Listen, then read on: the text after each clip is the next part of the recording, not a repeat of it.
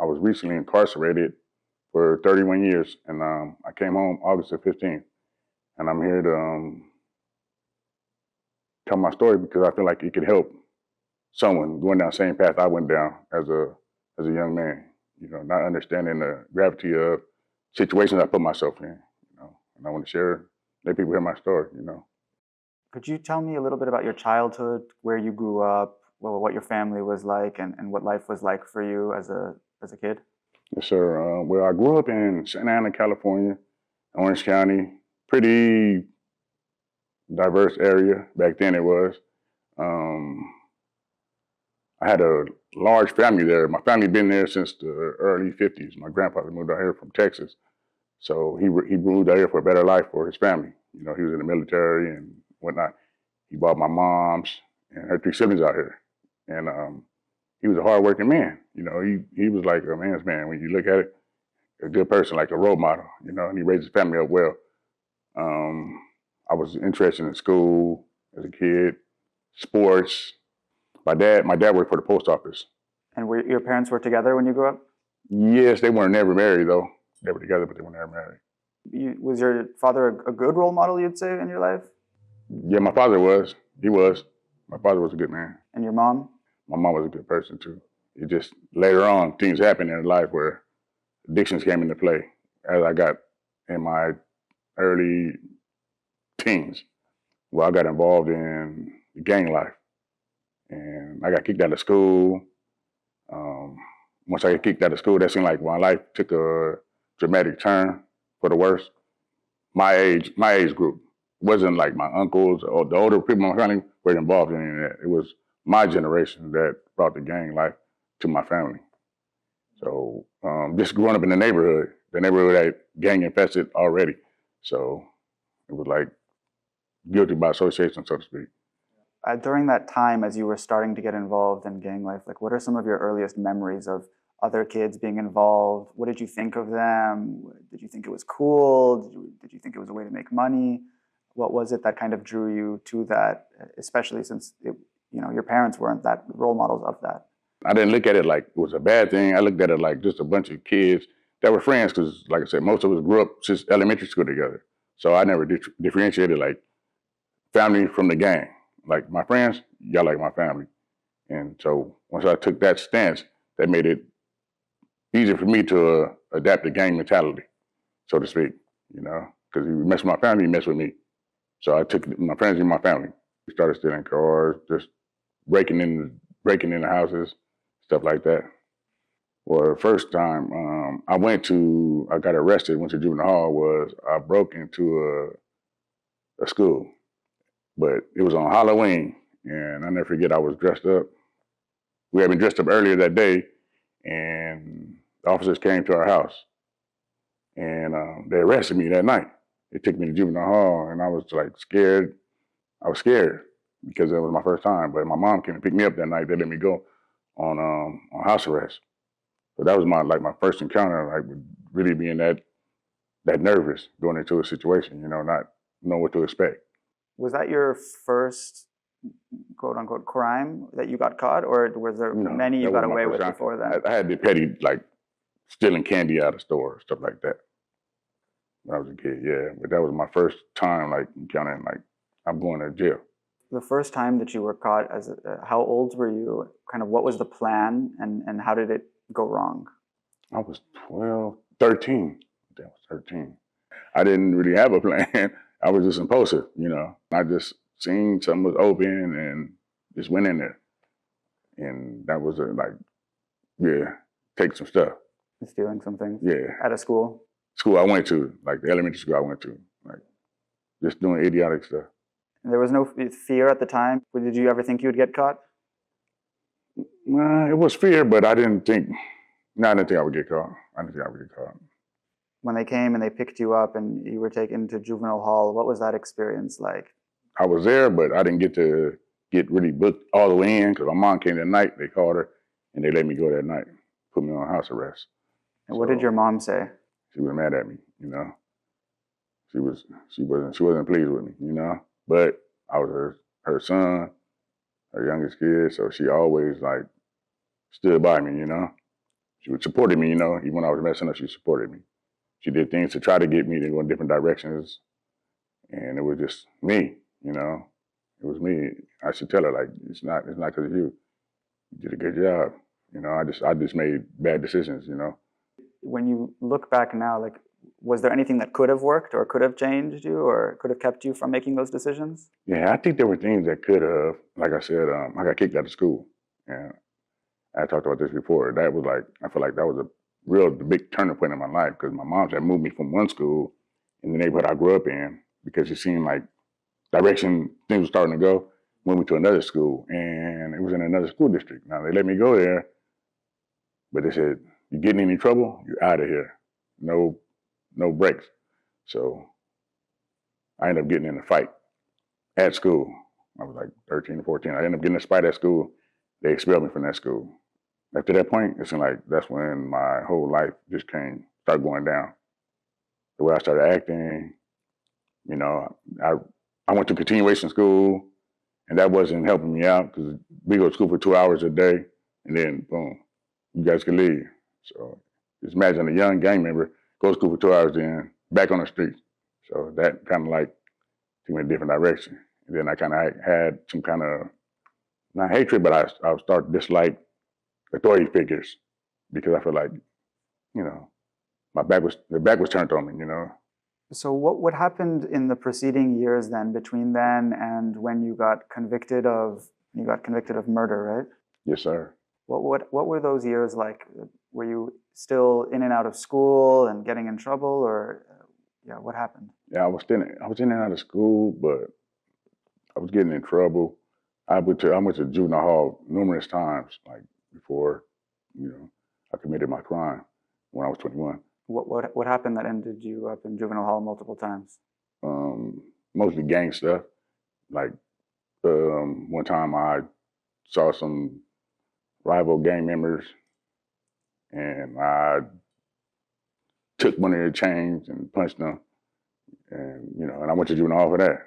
I got in a fight with one at school another time, and I went to juvenile hall for that because I was fighting a guy, and then my teacher tried to break it up, and I punched the teacher. So yeah, I was just out of control. Were you angry, do you feel like, as a kid? Was there a reason for it? Yeah, I was angry, but at the time I didn't really know it, and I just thought like, this is normal. I'm a young rider, or what do you want to call it, this is what we do. But it was anger. It was anger in there, But not being able to like have a voice, I think, like as a young kid, I grew up in a time when it was like kids, you at home, you listen. You don't talk back, you don't do none of that stuff. You do what the parents tell you, you do what your elders tell you. So when I was able to get out and get from up under it, like when I was away from home, when I was out and about, then that's when I would act up. But when I was at home, I was good. I would just chill. But when I got out and got around my friends, I was just a different individual, And I always wanted like to show that I was loyal, and that was my way of being loyal. Always stepping up to the forefront when things were happening. So you were 21 when you were sentenced to 43 years for first-degree murder and attempted murder. What did it feel like to face that at such a young age? It was terrifying, really, because like I said, I didn't know what was in store for me, what was going to happen when I got to prison. I didn't know any of that stuff. And a lot of times when I was doing things, I didn't have any remorse at that time for things I was doing, So my mindset wasn't advanced. I wasn't in a growth mindset. I didn't really care about the people I victimized or any of that. So when I went to prison, since I hadn't worked on myself in any fashion, in a good way, I took that mentality with me there. The same mentality I had on the streets, same mentality I had in there, I took it with me, So. Can you tell me about the crime a little bit? What led up to it, and like what your perspective kind of was on killing someone? Did you know you were going to do it? Was it something that you had ever questioned in your mind whether it was okay or not? Yeah, I had questioned it, and knowing I was going to do it, I didn't know I was going to do it, but I know I was capable of doing it. And the night of my crime, I wasn't even supposed to be where I was at. I was supposed to be going to an amusement park. I just didn't go. and I stayed around our neighborhood to hang out, And I had some personal beef with individuals, that were quote unquote rivals at that time that I considered enemies. And I happened to see them. And instead of me being like not going to the situation, I approached the situation. It wasn't nobody else's fault but me, because I went over there like to confront them, which I could have just got in the car. I could have left, and went about my day. But I was just so angry, and I had so much pent up aggression that I made the situation worse.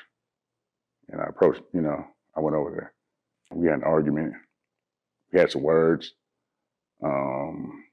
and another individual took a firearm from me, and I ended up leaving to get another firearm.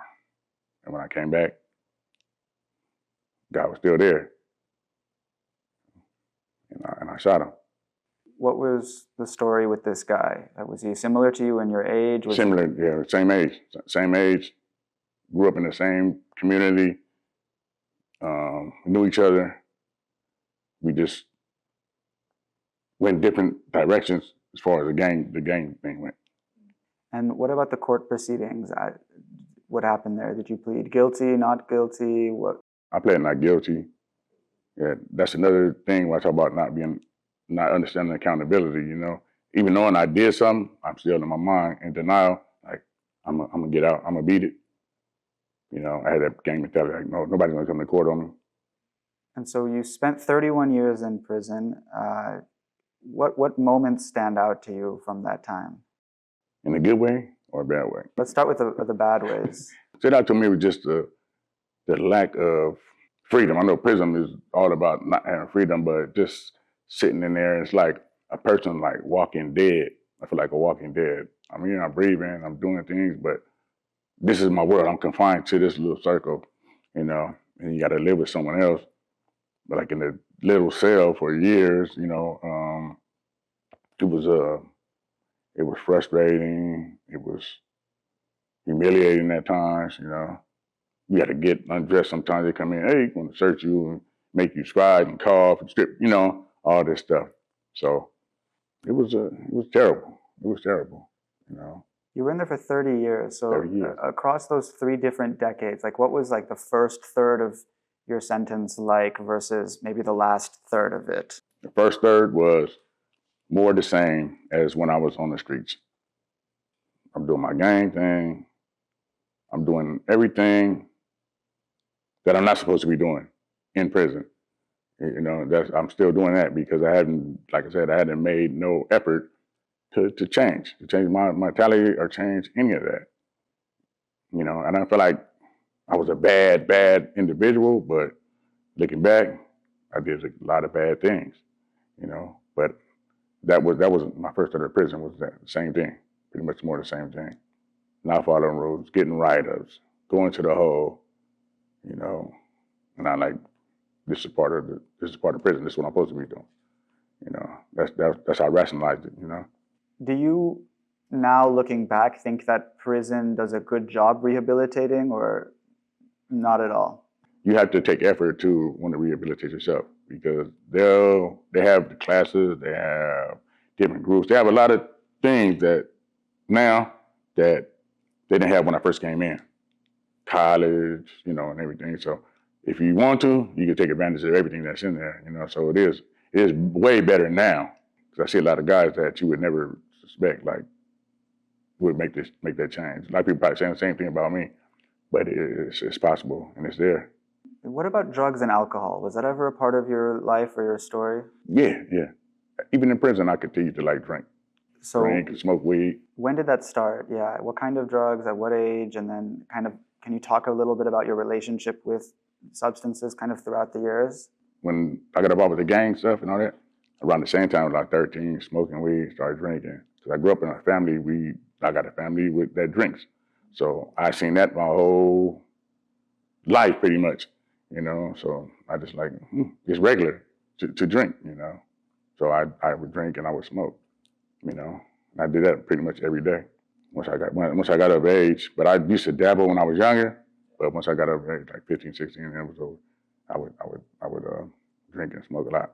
Sometimes I would have to take breaks where I wouldn't, but yeah, I drank in there for years. How were you getting the alcohol in prison? Make it. You'd make it? Yeah, I used to make it. And it was a way to like make money, to hustle. Instead of, I'm like asking my family to send me stuff, so that could be a way for me to like take care of myself. Did you have family members that had gone to prison? Yeah, I had a couple that went to prison, but not for long times, you know. And while in prison, like how did you survive and cope across all of those years? I mean, you mentioned alcohol maybe early on in prison, but then, what about the second and third parts of your stint? Alcohol was a bad coping skill. I always talk about coping skills right with people, and I say you got good and bad coping skills, and that was a bad coping skill. And I just, like I said, I started to like want different, want better as far as the coping wise. I would exercise. That's how I should deal with things like exercise. I like to read. Then I liked school. I got involved in education. Then later on, I got involved in going to different groups and things like that. So that opened my mind to to seeing the world in a different light, you know. Because I used to get people that come in there, volunteers to come in there, take their time out to come sit in the prison and work with us. So I was like, yeah, there's some good people out here. So I would be open to listening to what they were, teaching us. So that kind of opened me up. I was able to start coping with things a little more better, and I started feeling like just some light at the end of the tunnel. Because at one time I never thought I was getting out of prison. Period. You know. But that's a scary feeling, like to have that mindset. Like I'm here for the rest of my life. I'm never going nowhere. And do you have a moment that you can recall, whether it was something you read or a conversation with a volunteer that was coming to prison, that it was kind of like the light bulb switch moment for you, where all of a sudden you like, oh wow, I have an opportunity here to change things? Around after my when my mom was sick, and she passed away, and I went back to my cell. Yeah, they called me up there and let them get on the phone, and my family told me what happened. So I went back to my cell, and I told my cellie, he was like, man, I'm gonna leave out and give you some time. I said, I'm all right, man, and we just sit there and we talk, and he was like, and I was telling him, like, I feel terrible because I wasn't there for her. Like, when she was sick, my sister was there the whole time and took care of her, but I wasn't there, and that kind of like, that conversation we had, but he told me, like, don't get too down on yourself, your mom will love you no matter what, and just focus on, like, start doing right, start doing better, and and that'll make you feel better, so that was like one of the conversations that helped me like focus on what I really need to do. And what was that like then, the decision to make a change? How did your, other gang members respond to that? Nobody really responds to it negatively because it's like when you got somebody that want to do better, you might have a few, but for the most part, when they see a person want to change and want to work on themselves, nobody really takes that into consideration. And I never gave nobody no reason to feel any type of way about me like that, So it was easy for me to make a transformation of start working on myself, And I was getting older, so I can't keep doing the same thing I was doing when I was 21, 22, 25, At what point, how old were you when that kind of moment happened? That happened, I was 37. I was like 37 years old. Did you, at that time, still have a lot of time to go? Did you? Yeah, I still had life.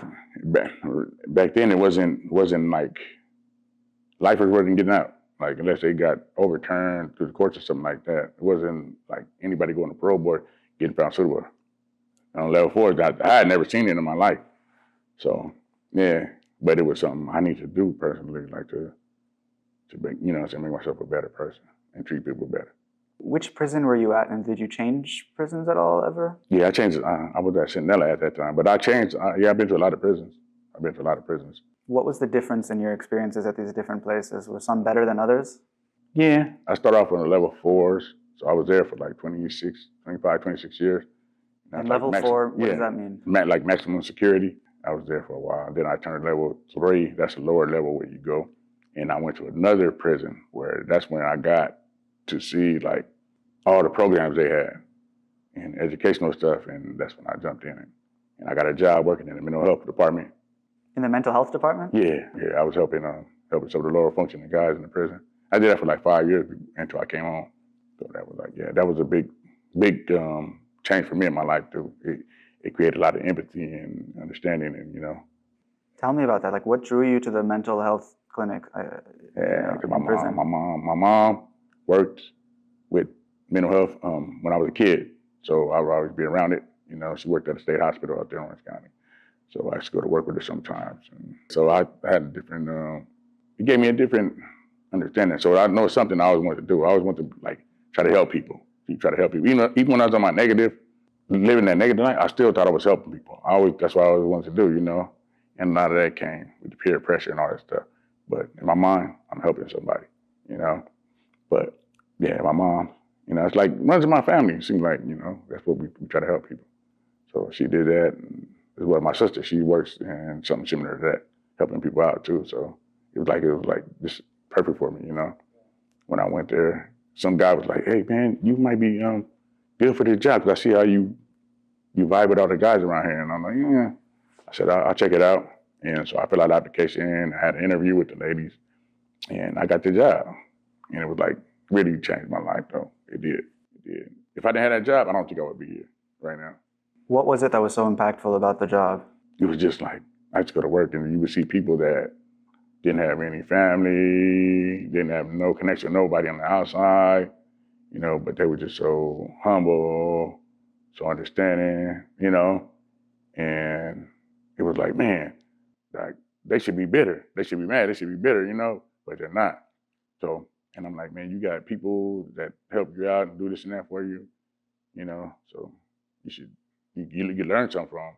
Tell me about like the self-talk and the stories that you would tell yourself over the years and kind of how that changed. Like the voice in your head, it almost seems to me like that changed for you over the years. At first you were kind of angry, you were okay with stealing or hurting, but you would tell yourself that you were doing it because it was, in one sense, you believed it would still help other people, right? Yeah, and I looked at it like it's normal.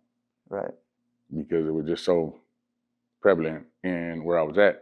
And so I would just I normalized it, And then when you got to prison, what was the talk like there? Was it like, I'm here forever? Or was it like, I'm going to, I don't know, I need to do whatever it takes to survive? Or what was what would you tell yourself? What was a mixture of both. Because like I said, when I first came in, it was like, no, life meant life. Usually when you die in prison, or that was pretty much it. Or something had to happen in the courts where you got it. So I came in with the mentality of, I'm here. I'm going to be here. So what I got to do to survive here, I'm going to do. If that means hurting somebody before they hurt me, then that's what I'm going to do. But that was that negative. That's that negative self-talk, telling myself that, as you change. I would try to mix in like positive stuff, but I was in that vibe to where, okay, you can't let nobody see you, like you look weak and all that type of stuff, because that's the stories you hear about prison, but actually you have some good individuals there. You meet some of the best people. I met some of the best people that I know in prison, and we're friends to this day, so you find good people in there too. And what is it like now in your head? Like, what is the self-talk now, in your daily life? It's like I could be successful. I could help people out. I don't gotta hurt people anymore. I could I'm out now. Like I can't have no bad days really. It means like my worst out here is way better than my best day in there. So I'll take that vibe, like positive self-talk. What about the relationships in your life? I'm curious, like romantic relationships in your life, from even pre-prison, in prison, and maybe now, kind of. Like, how do you view romantic relationships in your life? Pre-prison, I was young. I didn't really think about being in no committed relationship. But I have relationships in prison.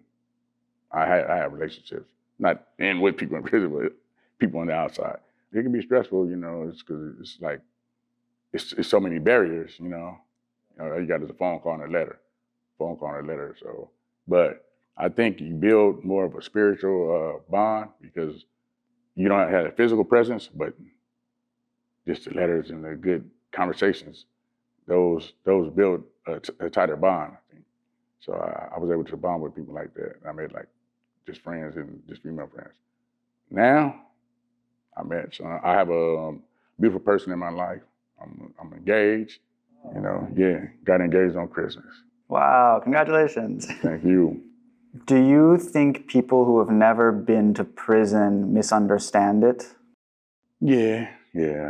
I see it. I see it on TV. I see it when you converse with people. Sometimes I just hear people talking that don't really understand it.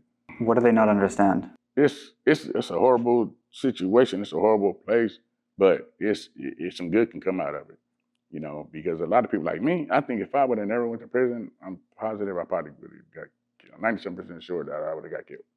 So going in there, even though it took me so long to like finally figure things out, but I was able to do the work I needed to do to like manifest and change some of my thought processes that led to the negative actions and stuff that led me there.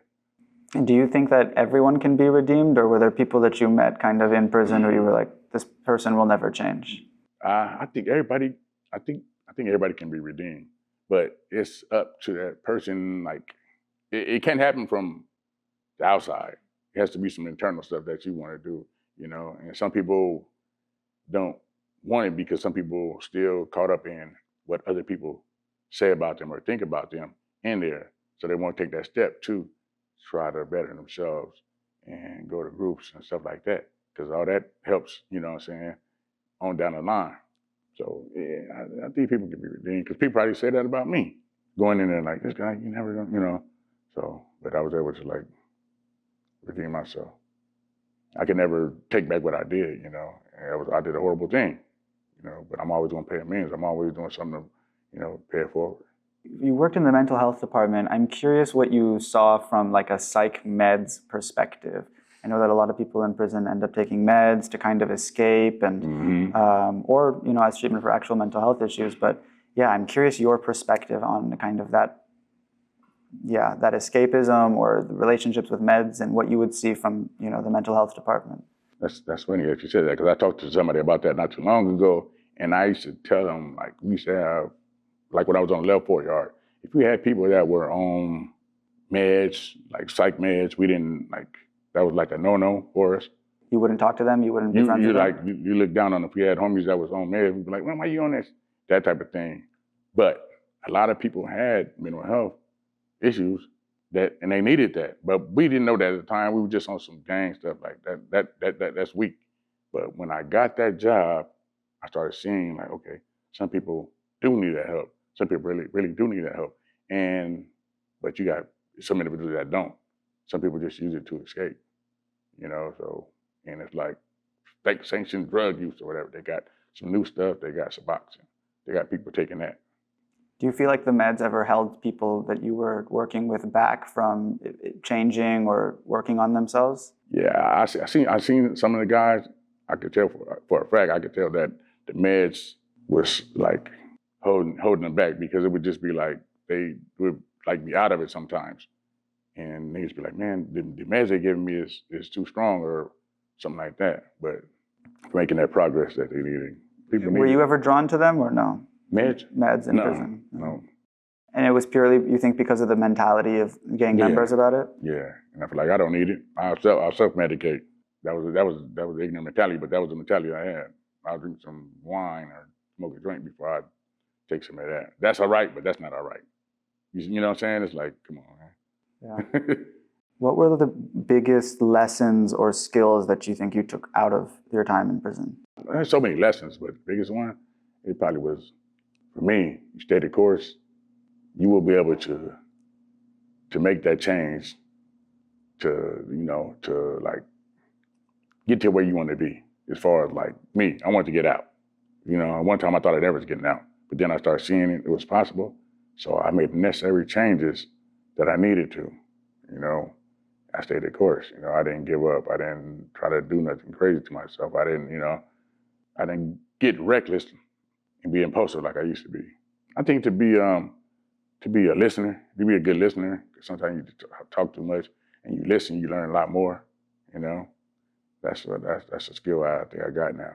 I can listen to people and not just form a judgment. Like people should be talking sometimes, I might have got a rebuttal in my head, but nah, not no more. I just listen like with open mind. Is there any stories that you can recall of maybe, I don't know, maybe good or bad interactions with police or the enforcement officers inside of prison? Inside of prison, yeah, I've had bad run-ins with them. What's the worst one I had? I never really got beat. I didn't get beat. But I have seen them, you know, jump on people. So that was one thing that I always had. Like I said, I had a resentment towards law enforcement for a long time, you know. And that's just from being in there and seeing how people was treated. I think some people abuse their authority, you know, but I've also seen some good ones, some good individuals that work there, like just people that just treat everybody good. Like when I just left, we had an officer. He was like, cool. He would come through, tell everybody good night every night.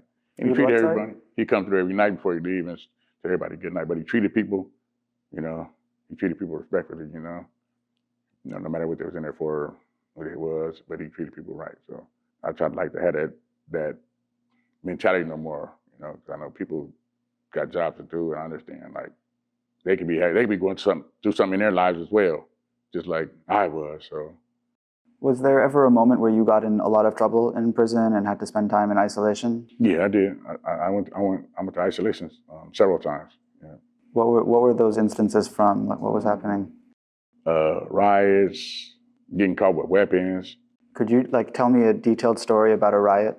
It was 2006, I think. We had a riot. We had like a racial riot over like a basketball. You know, it was stupid, but that's like prison stuff that happens. You know, and then you sit back, like you go to the hole, you sit back and you think about it later on. You're like, this shit is stupid. But you don't want to look like you're not with it, so you're gonna go. But yeah, it was over a basketball. Yeah, at a 180 design prison, Kern Valley. I'll never forget it. And it happened on one yard, and it just carried over to another yard. What happened with this basketball? I wasn't on that side. I was on the other side when they kicked off on our side, but something happened to where another race had the basketball. Somebody came and took it from him and started playing with it. And he wanted it back or something. And he said something, and the dude punched him. And from there, everybody started. And then they ended up carrying it to the other side of the yard. So then on the other side of the yard, people see this and they're like, okay, great, we're going to start a fight now? Yeah, we couldn't see it, but it was people that was like at medical. And they're like, it's going up over there. So, yeah. And then it just kicked off. What's like is the riot the intention just to fight, or is it like thinking that you're gonna, I don't know, break out or something? No, it's not just about breaking out. It's about protecting yourself or trying to hurt somebody or hurting somebody that's your opposition. How did you end up getting in trouble? If the riot happened on the other side, you weren't even involved with this basketball. Like, what you saw that happen and you thought, all right, now's my chance to hit someone that I've been waiting to hit? Because I was involved in all the gang stuff. I was involved in everything. So I'm getting involved. I'm not just gonna sit there. You know? That was my mentality. I'm gonna get involved. And was this in like the first half of your prison stint? This was a little later. I had to get out the hole too. I had just got out, like literally, I got out some months ahead. And so this was on your second half. You had gotten out, and then you went back in. So on this, when did you start working in the mental health clinic? Like when did that turn happen? That was in 2019. Okay, so this was still a while. Yeah. It was still a while before then. It's like that's at the end. This is like at the end of my. Could you tell me a little bit about like what the racial dynamics were between gangs in prison and kind of what that was like? Like I said, it's changed a lot. Prison is not like it was when I first came there, so it's a little less tension, you know.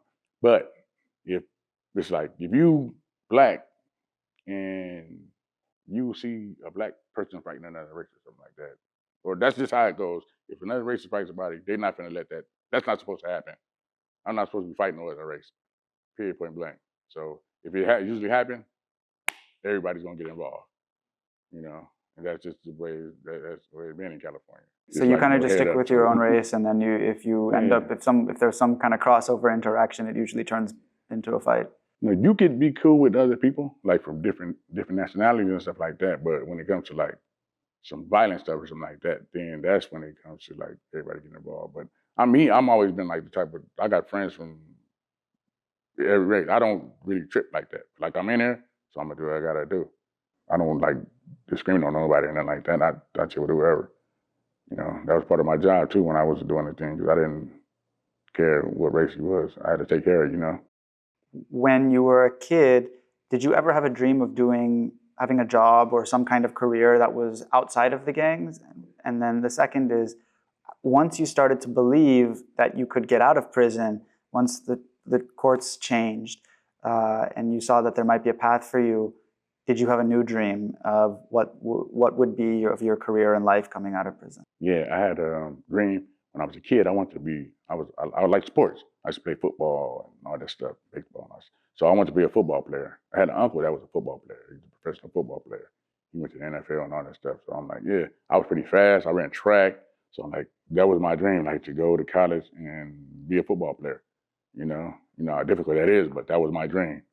And in prison, I'm old, washed up. I can't barely run now.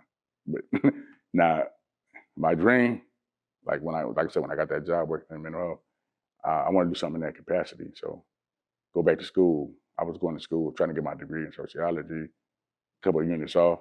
So I'm gonna get back into school, and I eventually want to work with people reentering society, like that came from the mental health program.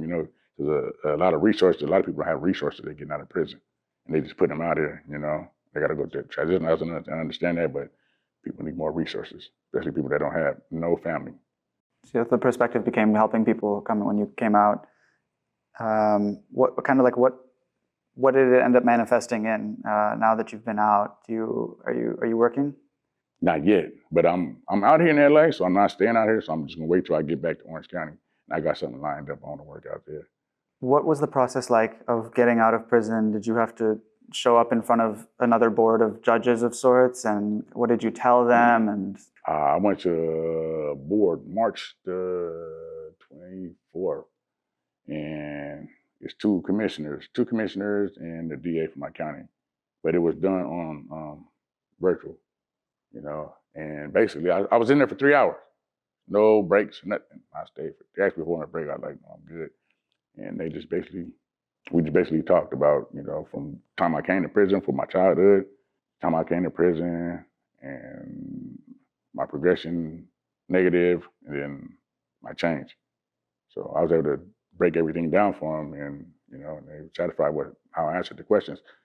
Yeah, it was like one moment that I said I felt like I was going to be found suitable when I was during the hearing, and I was talking about emotional intelligence, and the commissioner was like, "Wow, Mr. Haslip, I had just wrote that down in my notes." So it was like boom, I just hit it on the head, and it was talking about emotional intelligence because I was talking about how I used to be fighting when I was a kid, and I didn't know how to have any emotional intelligence, so I didn't know how the feelings I was going through. So first thing I would do was, what?